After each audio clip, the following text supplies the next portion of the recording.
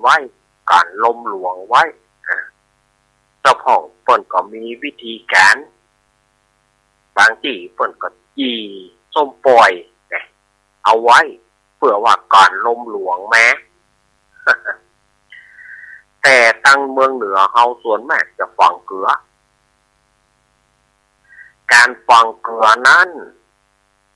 เปิ้นมีวิธีการว่าถ้าเขามีเนื้อที่บ้านที่จองมุมหนึ่งมุมใดที่มันเอาไว้ฝังสามารถที่จะขุดหลุมเพื่อเอาเกลือลงจมแล้วก็เอาดินกลบไปเปิ้นกับมี4แจงบ้าน4มุมบ้านถ้าสามารถจะทำได้หรือว่า4มุมของเรือกสวนไร่นา4มุมของบ้านหรือว่า4มุมของเรือกสวนไร่นา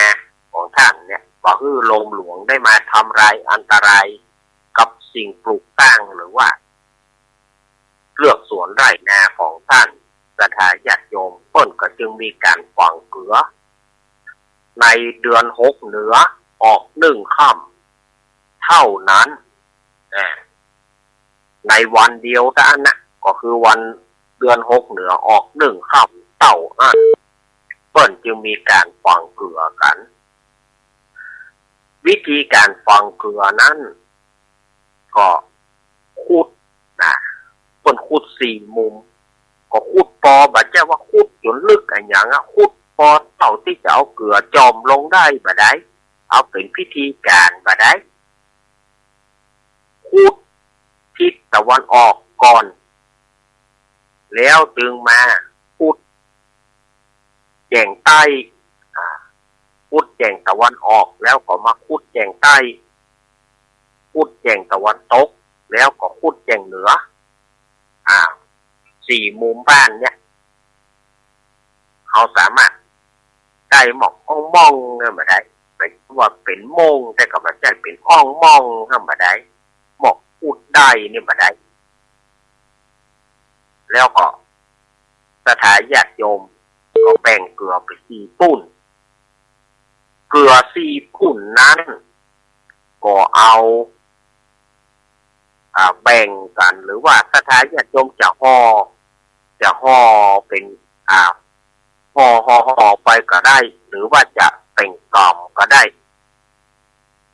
ก็โดยที่แบ่งได้4กล่องหรือ4ห่อนะศรัทธาญาติโยมก็เอาไปจมหลุมแจงตะวันออกก่อนเมื่อแจงเอาเกลือเข้าจมก็บริกรรมว่าอีตัวเดียวนะออ่างสระอีนะออ่างสระอีเนี่ยเอาเกลือจมปุ๊บก็บริกรรมว่าอีแล้วก็เอาดินกลบลงไปที่อ่องมองแจงใต้มุมใต้ของเรือกสวนหรือว่ามุมใต้ของบ้านก็เอาเกลือจมลงในที่นั้นแล้วก็บริกรรมว่าสวาสวอาสวาแล้วก็กลบเอาดินกลบลงแล้วก็ไปหามุมตะวันตกก็คือว่าเอาจอมก็ว่าสุเอาจอมตัวก็คือว่าสุแล้วก็กลบเอาดินกลบแล้วก็มาหาทิศทางเหนือนี่เอาเกลือเข้าจอมแล้วก็บริกรรมรวดเดียวเลยอิสวาสุแล้วก็เอาเกลือหลังจากที่เกลือจอมลงไปเนี่ยก็คือว่าอิสวาสุแล้วก็ถมเอาดินกลบลงไปอันนี้ก็คือเป็นพิธีการของการฝังเกลือของตั้งเหนือล้านนาเฮาที่เฮาถือกันจำได้นอที่ตะวันออกว่าอิที่ใต้ว่าสวาที่ตะวันตกว่าสุแล้วก็มาทิศเหนือนั้นว่ารวมกันอิสวาสุอันนี้ก็คือการพิธีการฝังเกลือของทางเหนือล้านนาเฮาแต่ว่า ข้อแม้ว่าคือฝั่งเกลือในวันเดือน6เหนือออกหรือว่าคืน1ค่ำเต้าอั้นนอกนั้นมันทำก็ได้แต่มันบ่ได้ผลมันบ่มีผลเขาจะทำวันอื่นได้ไหมอาจารย์มันทำได้แต่มันจะบ่มีผลแต่อันนี้ตามครูบาอาจารย์จารีที่น้อยป้อแหนนที่สืบทอดกันมานะเพิ่นคือฝั่งในเดือน6เหนือออก1ค่ำเต้าอั้นอันนี้สถาญาติโยมอาตมาก็บอกไว้กู้ปีแต่สถาญาติโยมบางคนก็ลืมอย่ากู้ปีบางคนบอกเดือน6ปอเฮมโทรมาหาอาตมาจะฟังเกลือโอ้ยแม่เอ๋ยญาติโยมเอ๋ยก็อาตมาอยู่หั่นแล้วอ่ะเดือน6เหนือออก1ค่ำเด้อเพิ่นฟังเกลืออาตมาบอกจนบ่ฮู้ว่าจะบอกอย่างใดแต่สถาญาติโยมก็บางคนเพิ่นก็จำได้เพิ่นก็บ่ต้องบอกนักแต่ที่บ่จำก็มีอาตมาก็บ่ฮู้ว่าเป็นเพราะอะไรหยังนะแต่เฮาก็บอกกันไปสถาญาติโยมบ่พ้องก็เหลือแต่แน่เนาะแต่อาตมาก็บอกว่านะแต่ถ้าญาติโยมจะฟังก่อนอาจจะฟังหลังนั้นก็แต่มันจะบ่มีผลในอย่างด้านนะแล้วจะมาว่ากันเมื่อลุนว่าโอ้ท่านอาจารย์บอกทุกฟังเกลือหายเหลือเก่าจะไปว่าคือทำผิดสูตรเปิ้นตัวเก่าทำผิดสูตรเปิ้นแล้วจะไปโทษเปิ้นมันไม่ใช่ ฉะนั้นในการทำตามขั้นตอนนี้ครูบาอาจารย์เปิ้นบอกอาตมามาอย่างนี้อาตมาก็เอามาสืบทอดกันถ่ายทอดคือสถาญาติโยมได้รับฟังกันในรายการนี้อันนี้คือวิธีการฝังเกลือของทางเหนือล้านนาเฮาซึ่งทางเหนือล้านนาเฮาเนี่ยเพิ่นบอกไว้คือฝังเกลือเนอะบางคนก็บอกว่าแล้วทะเลเราเกลือปะเลิกปะเต๋อยังมีคลื่นลมก่อนมันมีบ่ได้แต่เขาบ่ได้ทำตามขั้นตอนอย่างเตือนทางเหนือเฮาหรอกก็คือมันมาจากน้ำมันเป็นนาเกลือมันไปติดไปป้อกันมันยังบ่ช่วยป้องกันมันไปป้องกันได้เพราะว่ามันบ่ทำตามขั้นตอนนั้นหรอกทางเหนือเฮานี่มันทำตามขั้นตอนเพราะว่ามันจะเป็นกำแพงเกี้ยวคอยคุ้มกันบ้านเฮือนคุ้มกันเรือกสวนให้นาปราศจากพายุลมหลวงลูกเห็บลมหัวปีนานอันนี้ตั้งเหนือเขาเปิ้นถืออย่างอี้แต่ตั้งทะเลเปิ้นบ่ได้ถือเพราะว่าเกลือนั้นมันออกจากธรรมชาติมาบางคนว่าเนี่ยอย่างตั้งทะเลอย่างมีคลื่นมีลมนักแล้วเกลือยังบ่ช่วยก็ไปช่วยได้เขาบ่ได้เนี่ยอย่างหรอกปล่อยมันไว้อย่างนั้นอย่าเอาเกลือใส่ถุงไว้นั่นสถาญาติโยมเฮาเกลือใส่ถุงไว้เป็นฝนเป็นลมเฮาบ่ได้เนี่ยอย่างนี่เฮาเกลือใส่ถุงไว้มันก็บ่มีความหมายอันยังก็จังมันบ่ผ่านกรรมวิธี มันจะไปดีได้จะไดมันจะศักดิ์สิทธิ์ได้จะไดมันก็ต้องมีกรรมวิธีของมันถ้าตราบใดที่เฮาบ่มีกรรมวิธีมันก็แก้ไขยังบ่ได้นะสถาญาติโยมจำไว้นะอาตมาจะบอกอย่างเงี้ยถ้าเมื่อใดอาตมาเมื่อใดอาตมาบ่ได้จัดรายการ2เมื่อใดเมื่อหนึ่งอาตมาเกิดล่วงลับดับขันไปแล้วไผจะเอามาสืบถ้าหากว่าสถาญาติโยมบ่เอาตอนที่อาตมาปากได้นี่ตอนที่อาตมาได้แบบนี่แล้วอาตมาออกวิทยุนี่แล้วเอามาเผยแพร่ให้กับสถาญาติโยมวันหนึ่งวันใดอาตมาเกิดล่วงลับดับขันไปหรอกแล้วญาติโยมจะเอาที่ไหนบ่มีไผสืบ บ่มีไผซ่อนนี่ก็นักแกละเนอคนใดจำไว้ก็คนใดจำไว้ก็เอาไปป้องกันสถานที่ของตัวเก่าเตอะถ้าอาตมาล่วงลับกับก่อนไปอาตมาก็มาได้มานั่งอู้สถานญาติโยมละอันนี้สัจจะความจริงเลยนะญาติโยมพระสพองอาจจะว่าท่านอาจารย์จะไปอู้อันกะจะไปอู้เรื่องตายกะเอามันเป็นความจริงสัจจะคือความจริงเขาไม่ใช่หูหรอกว่าวันนี้เขาจะอยู่วันนี้เขาจะตายเขามันแบบมีไผ่ที่จะยืนยันได้หรอกว่าวันนี้เขาจะอยู่แล้ววันพรุ่งเขาจะตาย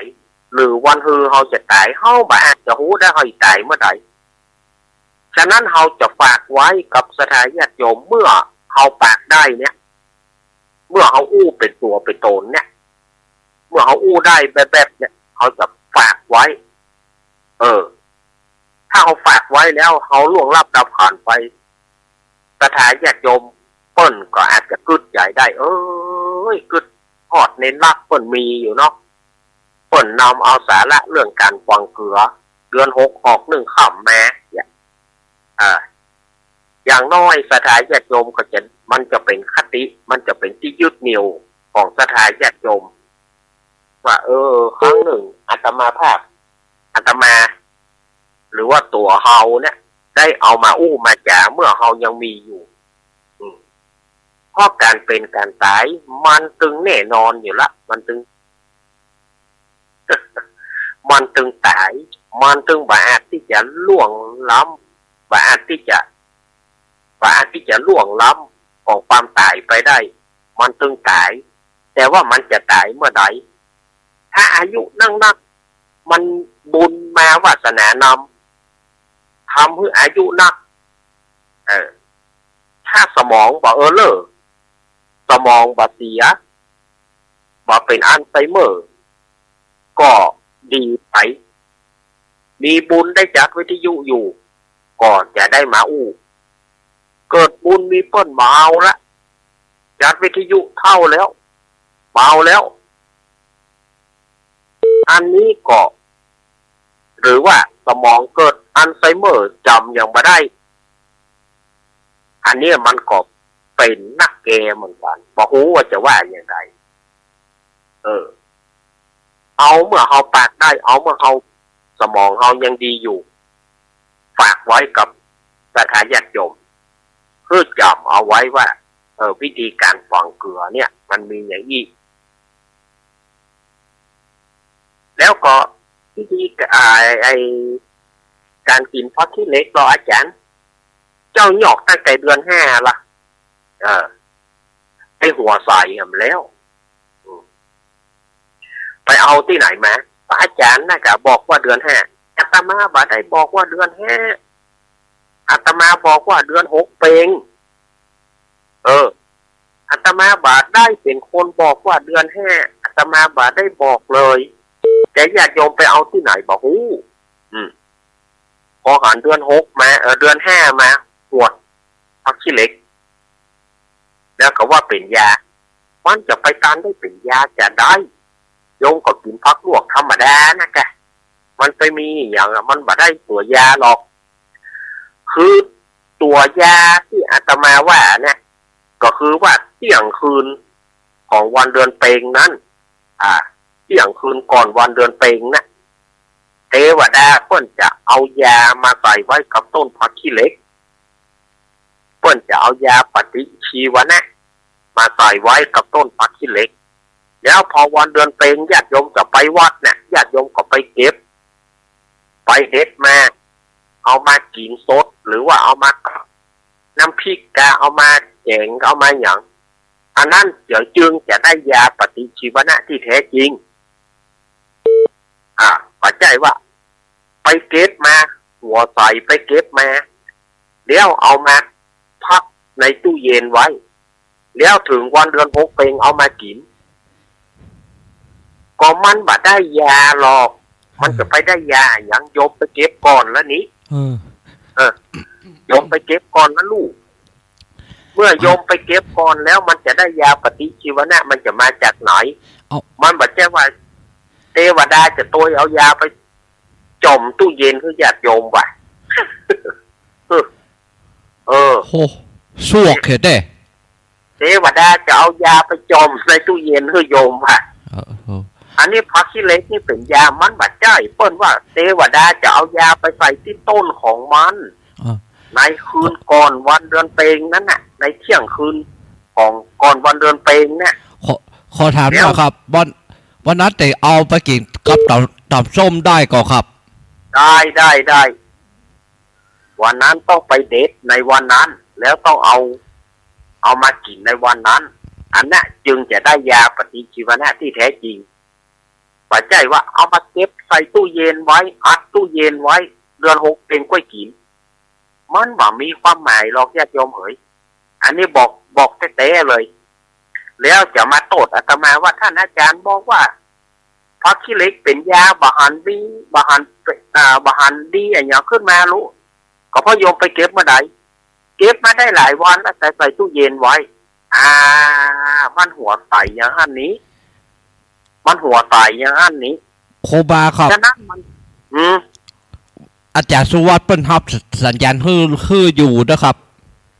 ขอบคุณ104.50นะครับขอบคุณท่านอาจารย์การพระครูสมุขวิสุวัฒน์วรกิจโจนะครับผมที่รับสัญญาณอยู่เนาะเนี่ยสถาญาติโยมอันนี้บัดใจว่าอาตมาท่านอาจารย์นี่อยู่ห้ามนะเมื่อใดก็เรื่องเนี้ยก็อย่างที่ว่านะขนาดอาตมาเรื่องนี้ไปเนี่ยสถาญาติโยมเจ้าพ่องก็ยังว่ามาฟังตามอาตมาเตื้อบางคนไปฝืนบางคนไปฝืนบางคนไปหูตำราที่ไหนบ่หูแล้วก็มาโทษอาตมาว่าท่านอาจารย์น่ะเป็นคนอาตมาไปยังแต่ญาติโยมก็เอาไปยังบางคนเขาว่าเปิ้นกินไม่ได้ก็เรื่องของเปิ้นกันท่านอาจารย์จะไปเดือดร้อนค้อนไม้อย่างเขาก็ถูกจะกินว่าใดนั้นน่ะได้เสมออาตมาป่าได้บังคับศรัทธาญาติโยมแต่ว่าถ้าศรัทธาญาติโยมจะเอาเป็นยาก็ต้องไปเก็บในวันนั้นต้องกินไปในวันนั้นอันนี้จึงจะได้ยาปฏิชีวนะที่แท้จริงแต่ถ้าญาติโยมเก็บไปก่อนแล้วมันบ่มีความหมายมันก็กินพักธรรมดามันบ่ได้ยายี่บ่ได้บอกความเป็นห่วงเป็นใยของศรัทธาญาติโยมความเป็นห่วงเป็นใยของอาตมาภาพยี่บ่ได้บ่ได้มีจิตเจตนาที่จะบังคับจำศรัทธาญาติโยมต้องกินวันนั้นมันบ่ได้ถ้าญาติโยมอยากจะได้เป็นยาอย่างเอาต้องกันมันต้องลึกๆอย่างก่อนถ้าบ่ลึกๆศรัทธาญาติโยมบ่เข้าใจเอาต้องกันแบบลึกๆเอากันให้มันถึงแก่นใจเลยนะมันถึงจะเลี้ยวใจดีเนาะ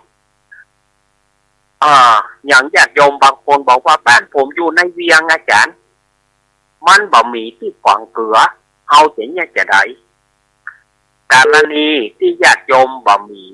สถานที่ที่จะขุดหลุมฝังเกลือกรณีที่จะขุดม่องฝังเกลือเนี่ยมันบ่มีเพราะมันเป็นคอนกรีตมันเป็นในเวียงมันเป็นบ้านจัดสรรแต่ญาติโยมก็ให้การลมก็เฮือเป่ากระถาเนี่ยเนอะเป่ากระถาบทเนี่ยนะอิสวาสุเนี่ยนะก็เฮือเป่าที่ตะวันออกก่อนโดยบริกรรมว่าอี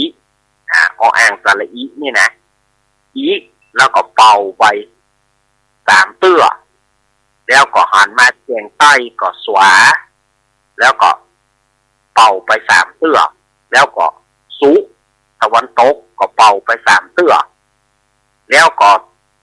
ทิศเหนือก็คือรวมกันอย่างเขาฝังเกลือนะอิสวาสุแล้วก็เป่าไป3เตื้อก็จะป้องกันได้ถ้ากรณีที่ญาติโยมอยู่ในหัวในเวียงบ้านบ่สามารถที่จะขุดหลุมได้แจงได้ก็เป็นคอนกรีตมันเป็นบ้านจัดสรรมันบ่สามารถที่จะฝังเกลือได้ก็คือเป่าเอาบริกรรมคาถาแล้วเป่ากันไว้4ทิศทิศตะวันออกว่าอิทิศทางใต้ว่าสวาทิศตะวันตกว่าสุทิศทางเหนือนั้นคือว่าลวดเดียวอิสวาสุ ก็จะป้องกันได้กรณีที่มันเป็นในหัวในเวียงบ้านอยู่ในหัวในเวียงบ้านอยู่ในเมืองบ้านเจ้าบ้านจักสันอย่างต่างๆที่มันเป็นคอนกรีตที่มันเป็นปูนซีเมนต์มันบ่สามารถจะขุดได้ละอันนี้ก็ต้องมีวิธีการอย่างอีกเพื่อก่อนลมหลวงนะสถาญาติโยมอันนี้ก็คือวิธีการของการฝังเกลือเดือนหกเหนือเพื่อญาติโยมเอาตามนี้เนอะปีนี้มันจะตรงกับวันที่อย่างนะท่านอาจารย์วันที่17 กุมภาเนอะวันที่17 กุมภาวันตรุษจีนนะวันตรุษจีนนะวันตรุษจีนนะพอดีสถาญาติโยมวันตรุษจีนนะพอดีสถาญาติโยมก็เอาตามที่อาตมาว่านี่ถ้าสถาญาติโยมจำเนี่ยก็วงไว้ที่ปฏิทินนั่นกาไว้วันที่17 กุมภาพันธ์เดือน6เหนือออก1 ค่ำคือเอาอย่างนี้นะเอาอย่างนี้วงไว้วงหมายไว้พอถึงเดือน6ก็บ่ต้องไปถามไผละคือเฮาหูของเฮาละว่าเขาจะต้องฝังเกลือไว้เขาฝังสวนมันก็กุ้มกะสวนถ้าเขาฝังบ้านมันก็กุ้มถึงบ้านแต่ถ้ากรณีที่อย่างที่อาตมาว่านะบ้านเฮามันเป็นบ้านจัดสรรมันบ่สามารถที่จะขุดหลุมได้ก็เป่าเอาใจบริใจกระถาเป่ากันไว้กันนะเพิ่นเขาว่ากันนะหรือว่าตะไว้กันนะหรือว่าตะไว้ตะวันออกว่าอีสวาสุแล้วก็มหาตะวันตกมหาทางเหนือก็อีสวาสุรวดเดียวอันนี้ก็คือจากการได้วิธีหนึ่งวิธีหนึ่งสำหรับท่านที่อยู่ในหัวในเวียงมันเป็นบ้านจัดสรรเนาะอันนี้ก็เอาอย่างนี้พอความคร่าวๆของการฝังเกลือนี้อาตมาภาพก็เอามามาจ้าอย่างที่อาตมาว่านั้นนะวันหนึ่งอาตมาล่วงลับดับก่อนไปเขาบอกหูว่าเขาจะตายวันนี้วันพุธเขาบ่อาจจะหูได้จะไปตายเนอะเขาห้ามก็ไม่ได้เขาแม้แต่ตัวเขาก็ยังห้ามเขาไม่ได้เมื่อมันถึงเวลาที่มันมาถึงแล้วเนี่ยมันเป็นมรณะธรรมโมมหิเขามีความตายเป็นธรรมดามรณังอนัตติโตจะร่วงพ้นความตายนั้นไปบ่ได้เขาจะไปว่าจะหนีไปจากที่อื่นเพราะมันตายมันก็เป็นไปบ่ได้มันถึงเวลามันก็ต้องไปตามอายุขัยที่เปิ้นพรหมได้คิดไว้ว่าอายุสังขารเฮาจะไปเท่าใดถ้าอายุเฮานักแล้วสมองเฮาบ่เลิกสมองเฮาบ่เป็นอัลไซเมอร์สมองเฮาบ่เลอะเลือนก็ดีเกิดว่าอายุเฮานักแล้วอายุเฮานักเกินไปแล้วสมองเฮาบ่ดีก็ไร้ความหมายฉะนั้นเฮาฝากไว้เมื่อเฮายังโปเฮายังอู้ได้อยู่ไปไหนได้อยู่สบายไปไหนได้สบายอย่างอีเนาะสถาญาติโยมอันนี้อาตมาก็แจ้งกับสถาญาติโยมว่ามันเป็นอย่างอีเนอะเรื่องราวของปืนบ้านล้านนาเฮามันมีอย่างอีเฮาบ่ให้บ่ดีเนี่ยพอยบ่ที่จะเอามามันเป็นของที่ลี้ลับแต่ถ้าถามอาตมาแล้วบ่ต้องถามครูบาอาจารย์พ่อครูบาอาจารย์บางทีเปิ้นก็จะเรื่องอื่นๆไปเปิ้นอาจจะไม่ได้เรื่องนี้ถ้าว่าสถาญาติโยมฟังรายการของอาตมาก็คือติดตามอาตมาก็บอกบ่ต้องนำไปถามครูบาอาจารย์รูปอื่นเพราะว่าท่านทั้งหลายก็จะสาระประโยชน์สาระธรรมะต่างๆเปิ้นก็มีการแสดงธรรมการธรรมะการสาระต่างๆมันบ่เหมือนกันบางคนไปขอตำราจากครูบาอาจารย์ท่านอื่น ถ้าเปิ้นมาในแนวเดียวกันก็ดีแต่ถ้าเปิ้นบ่ได้มาในแนวเดียวกันก็ญาติโยมก็จะหน้าแตกไปบ่ใจเปิ้นก็จะว่าบ่ฮู้เด้อไปฟังรายการไผอย่า ฉะนั้นให้จดจำไว้ที่อาตมาบอกก็คือให้ฟังตามอาตมานี้นะสถานญาติโยมสาธุชนทั้งหลายอันนี้ก็คือเดือน5เดือน6มาการฝังเกลือเดือน6เหนือเนี่ยเพิ่นคือฝังเกลือไว้รอบ4ทิศเพื่อกันพายุลมหลวงพอถึงเดือน6เนี่ยมันจะต้องมาละพายุลมหลวงก็เฮฟกาอย่างกับเพราะว่าลมหัวปีมันตึงมาถ้าเอาการไว้มันก็อาจจะช่วยได้เปราะหนึ่งจะช่วยได้เปราะหนึ่งจะช่วยได้ขั้นหนึ่งมันบาดเสียหายกับที่ให้ที่นาหรือว่าบ้านเรือนเฮาฉะนั้นเอาตามนี้เนอะสถานญาติโยมวันนี้อาตมาภาพก็คือรายละเอียดอีสถานญาติโยมฟังแล้วก็อาจจะไปว่าอาตมานี่ข้อมพลึเอาเรื่องที่บ่มีสาระแล้วเวลาที่มันเมินมาก็จะมาถามว่าท่านอาจารย์เฮ้ยพ่อลืมแม่ลืมผมลืมอีแหมเหมาะนะฉะนั้นก็คือทำตามขั้นตอนที่อาตมาบอกไว้ก็คือวันเดือน6เหนือขึ้น1ค่ำเท่านั้นบางคนบอกเข้าใจบางคนบอก2ค่ำก็ได้หรอก2 3ค่ำก็ได้มันผิดสูตรเปิ้นมันบัดใจสูตรเปิ้นเนี่ยได้เหมือนกันเนี่ยได้เหมือนกันแต่มันจะช่วยได้ก่อนเปิ้นบอกคือวันเดียวญาติโยมไปบางพ่องไปเผยแพร่ไปบอกคือเปิ้นอย่างหนึ่งเนี่ยกรรมคนเฮาแต่ละกรรมนี่นะมันบ่เหมือนกันลูกมันบ่เหมือนกันฉะนั้นยึดถือกรรมอันใดอันหนึ่งยึดถืออย่างที่ว่าญาติโยมฟังอาตมาแล้วก็คือมันตึกอาตมาเนี่ยญาติโยมก็บ่ต้องไปซอกหาแถมโจทย์เอาไว้กันแล้วกันโจทย์เอาไว้ก็ตามนั้น นี่ก็คือวิธีการฝังเกลือตามจารีตแบบเบาโบราณอันนี้ก็ได้แจ้งเนาะสถานญาติโยมเมื่อก่อนอาตมาก็บ่ได้ให้รายละเอียดเกี่ยวกับสถานญาติโยมที่อยู่ในหัวในเวียงเปิ้นก็ประท้วงขึ้นมาว่าก็บ้านผมเป็นเวียงเป็นอยู่ในหัวในเวียงอยู่ในเมืองอาจารย์มันบ่มีที่ขุดจะขุดอย่างไรแบบอย่างก็บางคนก็บอกบ้านผมเจ้าเปิ้นนะอาจารย์ผมไปขุดเกิดปูนซีเมนต์เปิ้นแตกอย่างเปิ้นแตกหรอ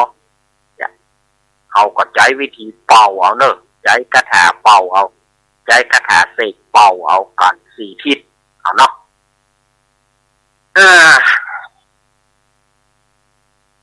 ประเดี๋ยวนี้ผลไม้กลากไม้ก็โตยกันมาเนอะสถานญาติโยมผลไม้กลากไม้ทั้งหลายก็โตยกันมา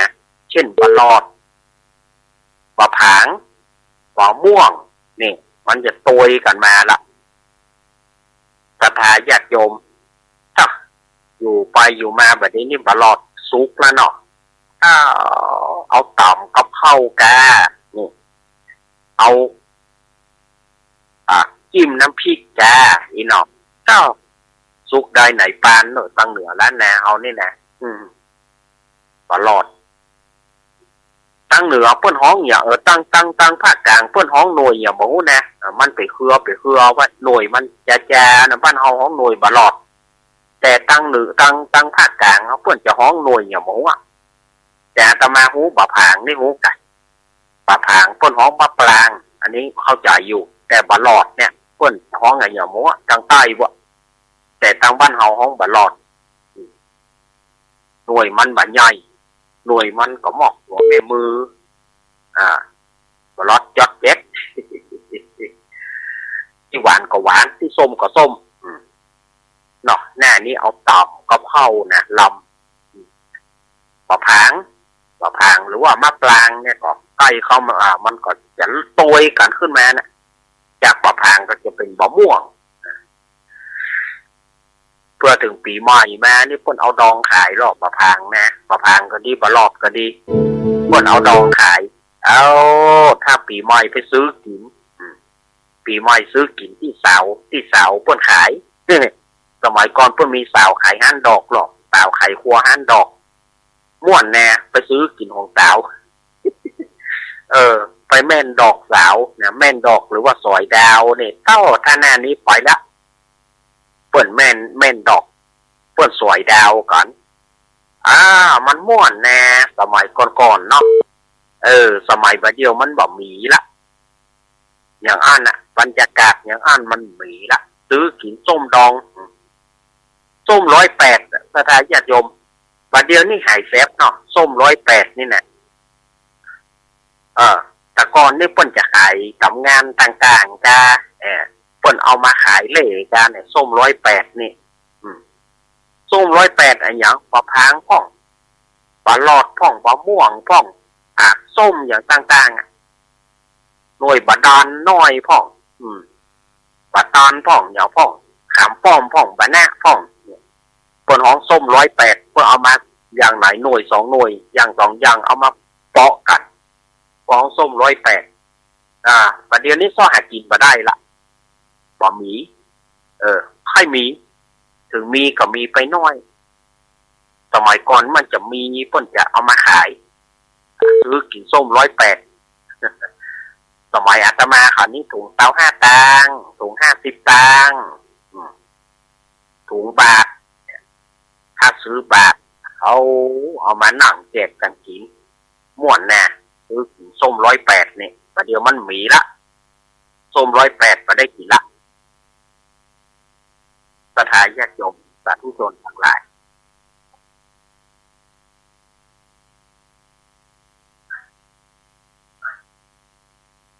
สถานญาติโยมทั้งหลายอันนี้ก็คือวิธีการของตั้งเหนือล้านนาเฮามันมีของกินของหวานหรอก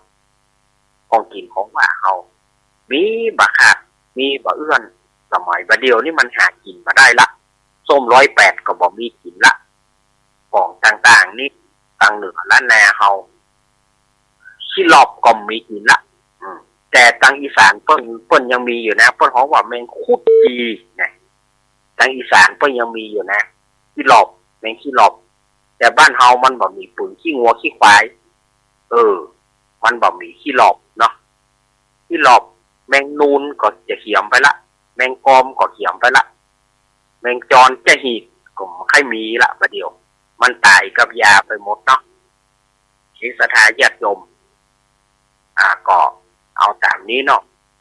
เดี๋ยวอาตมาขอเวลาแป๊บเดียวเนอะสถานญาติโยมอาตมาขอเวลาขอสั่งงานกำเดียวกับหูดังเขา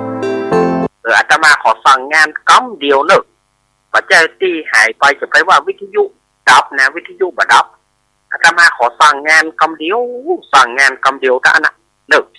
กำเดียว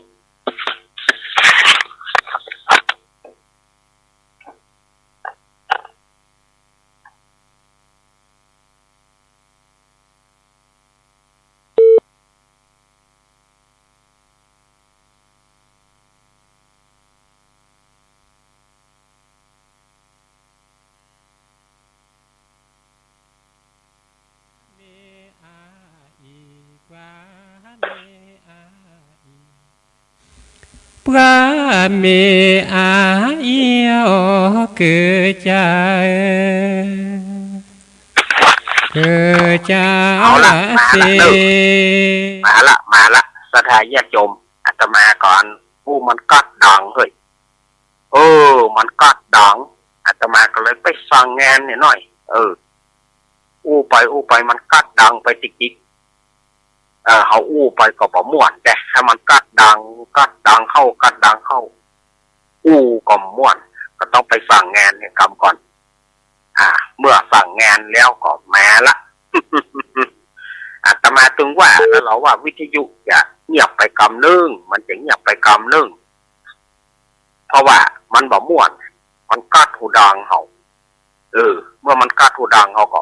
ไปสั่งงานเนี่ยกำก่อนเลี้ยวฮะนะหมดท่าอันนี้ก็คือวันนี้วันอาทิตย์เนอะสถานญาติโยมวันนี้วันอาทิตย์ที่8 เป็นวันสถาญาติโยมก็รู้แล้วนะว่าวันนี้เป็นวันเลือกตั้งสมาชิกสภาผู้แทนราษฎรสถาญาติโยมก็ไปใจซีดกันเนอะไปใจซีดกันเหีย8 โมงเช้าถึง5 โมงแรงสถาญาติโยมก็ไปปากันไปเลือกตั้งเหียเนอะสถาญาติโยมอย่านอนหลับทับสิทธิ์เพราะว่าอย่านอนหลับทับสิทธิ์ คือสถาญาติโยมปากันไปสะพอง6 โมงจะไปแล้วนี่โอ้ไปอย่างเจ้าไปอย่างเจ้าหน้าที่เพื่อยังแม่เถอะ8 โมงพวกกะเอาไป7 โมงไปเพื่อ8 โมงก็จับ7 โมงไป8 โมงไปก็จับเนาะอันนี้สถาญาติโยมอาตมาก็แจ้งกับสถาญาติโยมว่าไปตามเพื่อเปิ่นเหียเวลาถ้าเขาบอกไปเขาดื้อดึงไปหน้าเขาจะเสียสิทธิ์ต่างๆเขาจะเสียสิทธิ์เปิ้นจะมาช่วยเขามันจะเสียสิทธิ์จากนั้นไปเมื่อไปได้ไปเมื่อเปิ้นมีโอกาสแล้วเขาจะมาว่าภายหลังว่าเปิ้นก็มาได้ละเพราะว่าเปิ้นก็ตามมติของเปิ้นอย่างอันอย่างนี้แล้วภายหลังมาเปิ้นจะมาช่วยมาเหลือเขานะไอ้นั่นก็ไปให้มันแล้วไปใจสิทธิ์มันไม่ใช่ง่ายกาเบอร์ไหนที่ชอบก็กาไปจบตอนนะต้องไปอย่างนั่งหนาละเนาะสถาญาติโยมตอนนี้6 โมงกับ 41 นาทีอาตมาภาพก็จะเลยวางสายเนอะสถาญาติโยมเนอะอาตมาภาพจะวางสายให้สถาญาติโยมได้โทรเข้ามาว่าอยู่จุดไหนตั้งได้จะจะจากันเรื่องใดวันนี้ก็ได้เรื่องเดียวได้เนอะก็ใช้เวลาเรื่องเดียวก็ปาเข้าไป40 กว่านาทีแล้วสถาญาติโยมว่าเอาโทรมาเนอะเจริญพรชาวไว้เจ้าตะกี้ที่ข่าวเรามันเราได้ยินข้อเดิม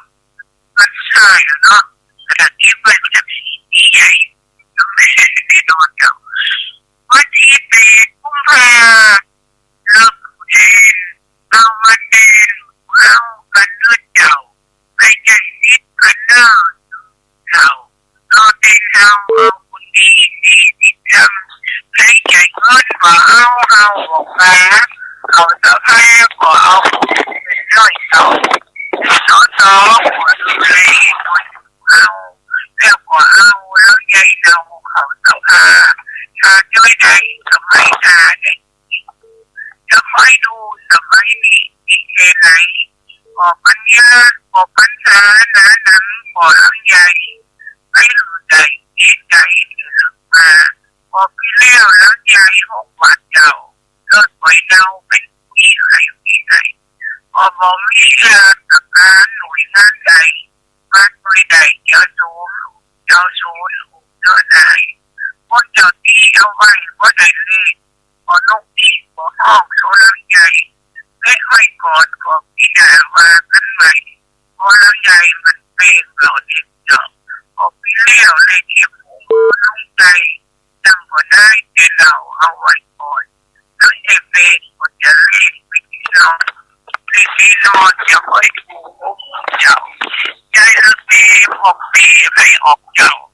ยักเลิกข่าวเจ้าหน้าสายต้นจุยเอาเจ้าสูงแล้วใหญ่จะเป็นรวยซอจุยกับใหญ่เจ้าเขาเจ้าไว้เจ้ายายน้อยมารอบ2นะยายน้อย รอบ2ยายน้อยเนาะสถาญาติเจริญพรมาจากผมแฟนพันธุ์แท้มาเลี้ยวแฟนพันธุ์แท้เฮาเจ้าเรียนครับบอกเป็นยังโยมมากไอ้เชี่ยเอาแล้วบ่โยมแล้วบ่วันนี้ผมบอกแล้วจะไปที่ฟังนะครับผมจะไปเป็นเจ้ายังไงครับเดี๋ยวผมออกไปละทั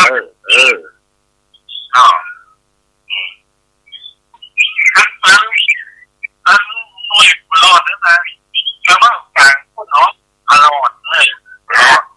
พวกของปลอดนั่นเนาะ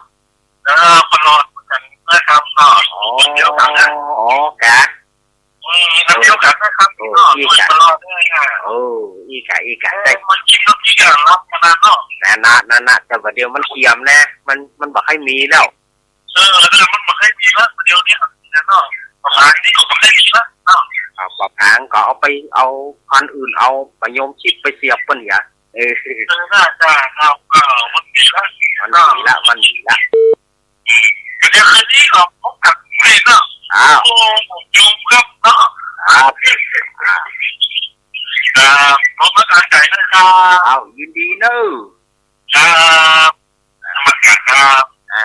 แฟนพันธุ์แท้นะมา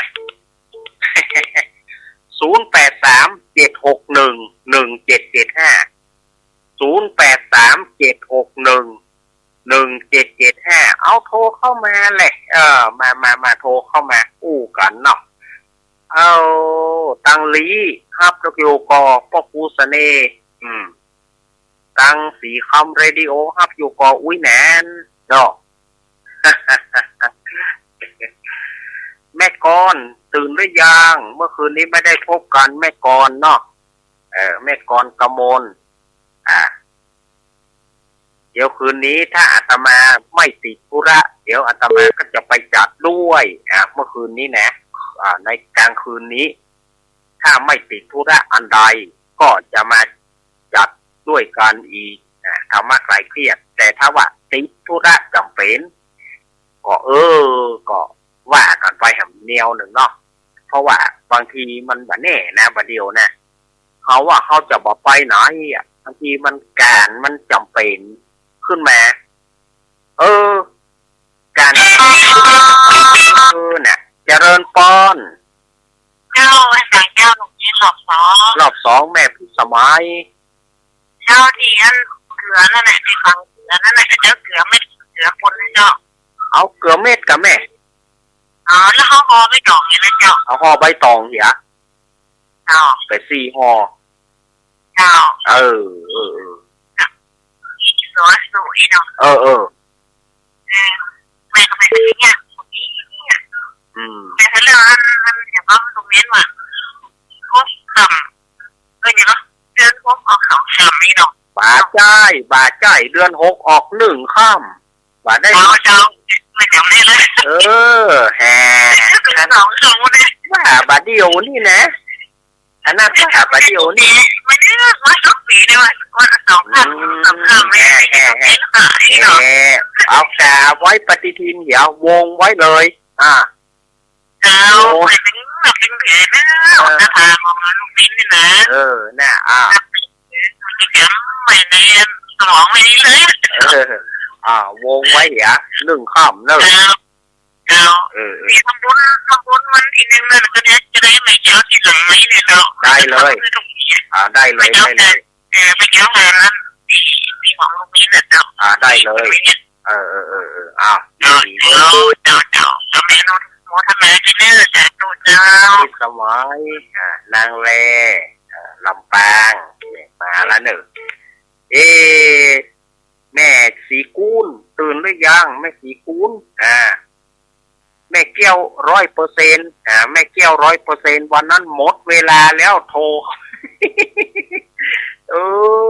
หมดเวลาแล้วเนี่ยวันนั้นน่ะแม่เกี้ยว100%นี่นะแต่มาเจริญพรมาแล้วบอกมาแล้วไม่เกี่ยวตื่นแล้วตั้งแต่ตี 3แล้ว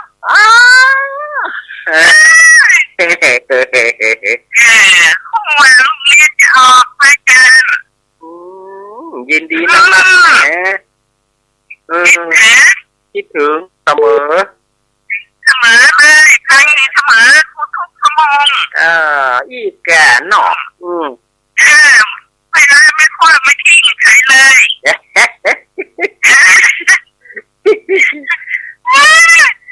ตั้งตี 3แล้วโอ้อีแก่ทำไมเข้าใจดีเข้าใจดีเนาะอีแก่แม่ ลืมแล้วนะ ในห้องพักเงินค่ำจำได้ไหมล่ะ อีกอะน่ะ ห้องพักเงินค่ น่ะ ำสี่ทิศใช่เหรอ 4 ทิศนะ4 ทิศนะ อ้าว เออ อ้าว อีกอะยินดีเด้อ อ้าวเป็นกำลังใจให้แม่บอกแม่ แม่แก้ว100%เอายินดีเด้อ อ้าว แก้วอีกอะ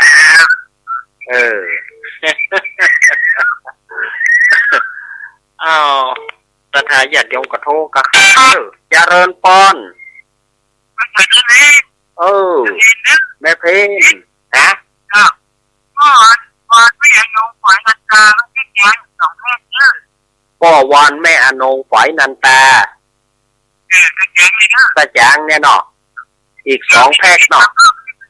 เป็น29แล้วเนาะทำไมขายนะ ครับได้29ละหันจ้าของแม่เพนคงน้ำดื่มนะน้ำดื่มมาแหงเฮ้ยน้ำดื่มมาแรงแซงทางโค้งบอกน้ำดื่มนี่ลู่กันมาโลแต่คนใดก็ตานน้ำไปเศรษฐีบอกตานน้ำไปเศรษฐีคนใดก็ให้ไปเศรษฐีบอก ตามน้ำเป็นขวดน้อยเด้อ5 ขวดใหญ่นี่เสียดายน้ำกินไปเสี่ยง สาธุสถาญาติโยมที่ตานน้ำอาตมาก็จะได้นำมาเป็นโครงการน้ำดื่มสำหรับสถาญาติโยมที่ตานน้ำมาอาตมาก็ยินดี ถ้าหอดอยากก็ตามน้ำไปตังวัดสันเมียงเอาเพอเวียงหนองร่องแล้วครับ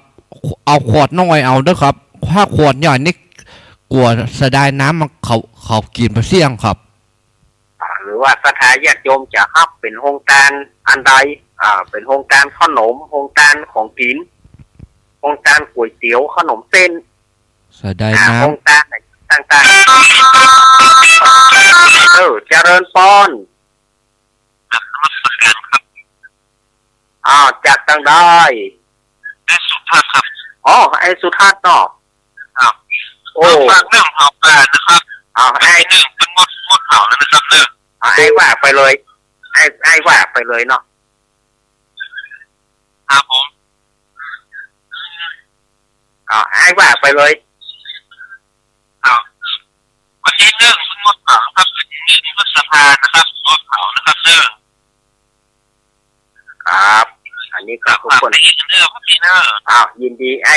อ้สุทัศน์เนอะไอ้กูภัย55เนาะนี่เพิ่นก็รณรงค์มาว่าเพิ่นห้ามเผาแล้วนะเพิ่นบอกคือเผาปลาแล้วนะบอกคือเผาทุกอย่างเรื่องมกรานะครับเรื่องมกราถึงจากชีวิตวันที่1 พฤษภาครับยินดีไอ้เด้อ ครับผม สะพองกับเผา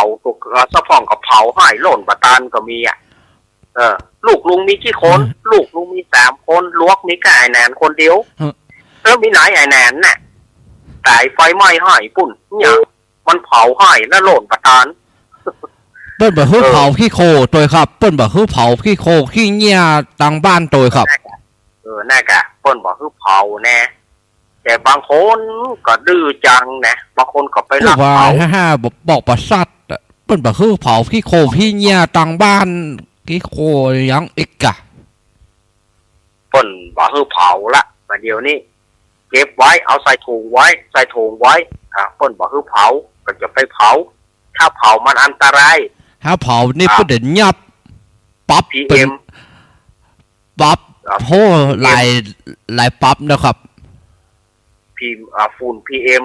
เนี่ยฝุ่น PM การอย่างกามันอันตรายเพิ่นก็ขอละหมดแล้วสถาญาติโยมอันนี้เวลาหมดแต่ละ7 โมงจะได้7 โมงแล้วเด้ออาตมาภาพก็จะลาสถาญาติโยมนะสถาญาติโยมอยู่ดีมีสุขอยู่ดีกินหวานตานต้มกันเด้อวันนี้ก็จะไปลืมเด้อไปใจสีของสถาญาติโยมเหียอย่านอนหลับทับสิทธิ์เนาะปากันไปใจสีของท่านเลือกที่ท่านฮักเลือกพรรคที่ท่านชอบเนาะสถาญาติโยมเรื่องอีตุเจ้าอูนักก็บ่ดี มันเป็นดาบสองคมบางพ่องก็จะว่าอย่างอันอย่างอี้กันมามันบ่ม่วนเนาะฉะนั้นก็ฝากไว้ศรัทธาญาติโยมก็ร่วมกันทำบุญทำทานร่วมกันไปเลือกที่ท่านชอบก็แล้วกันเนอะอาตมาลาก่อนนะศรัทธาญาติโยมอันเป็นที่เคารพของอาตมาภาพอยู่ดีมีสุขกันเนอะอายุวโนสุ